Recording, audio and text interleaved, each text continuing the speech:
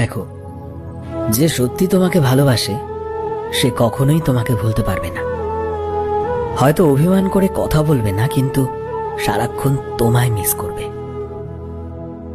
মানুষ যা হারায় তা আবার ফিরে পায় অন্য জায়গায়, অন্যভাবে। শূন্যতা অনুভব করা যদি ভালোবাসা হয়, তবে আমি প্রতিটা মুহূর্তে শুধু তোমাকে ভালোবাসি। তুমি থাকো আর নাই বা থাকো, তোমার প্রতি আমার ভালোবাসা সব সময় থেকে যাবে। এই ভরসাহীন জীবনে একজন মানুষ থাকুক, যে সমস্ত রকম পরিস্থিতিতে পাশে থেকে বোঝাবে।